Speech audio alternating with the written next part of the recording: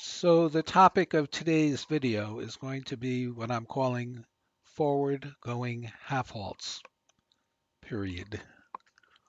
Most people think of half-halt as a squeeze on the rein, where you squeeze the rein, make it tighter, and then you release it.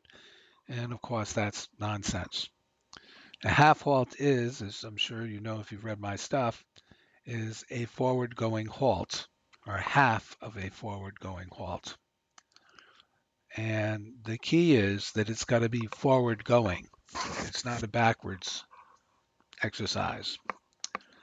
So the way that you perform a forward going half halt is not by squeezing the rein, but by first releasing the rein a little bit and then using your seat and asking the horse to come up into the bit more that way.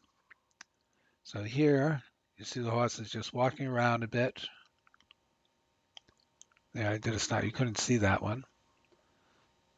Did a little turn on the haunches that was halfway decent. And that looked like hell, but that was actually sort of an abrupt forward-going half halt. And you'll see first my hand comes a little forward, and then I just lift it up and give him a little tweak on the mouth. He was getting heavy on me, and rather than squeezing him and getting heavy on him in return, I released a little bit. I gave him a little tap in the mouth. It was very light. It's like if you took your finger and just tweaked the tip of your nose. It's not pleasant, but it's not harsh. It's not heavy. I did it again there. You saw it in slow mo. Oh, no, here it is in slow motion. The hand comes forward, and then it goes up a bit, and then we stand there, and you notice he's not pulling on the rein, is he?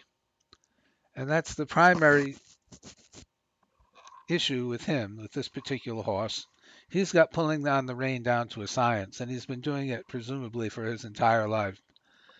And so it's going to take some doing, but this is what you need to do to fix him. Just teach him that as you soften the rein, he better just sort of slow a little bit and get off your hands. There we are. Again, I'm not pulling backwards, I'm lifting him up.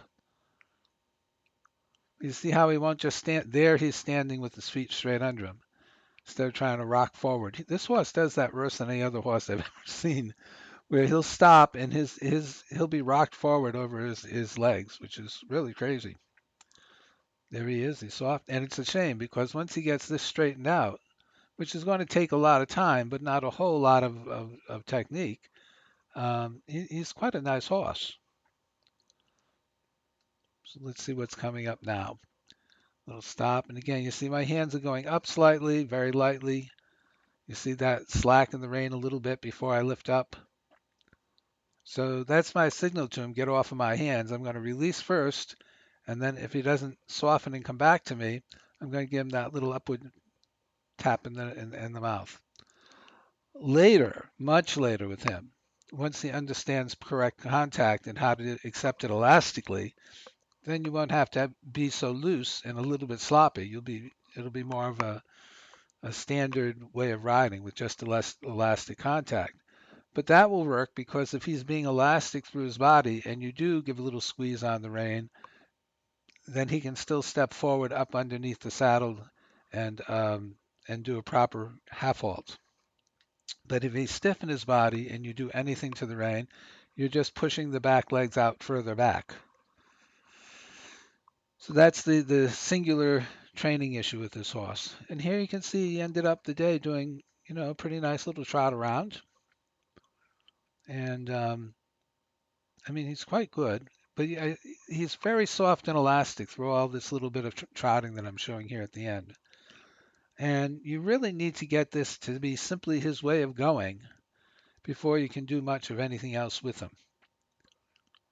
And I think once you get this, and you can see now I haven't been working with him all that long, and we're starting to get sustained period of just trotting around softly and elastically.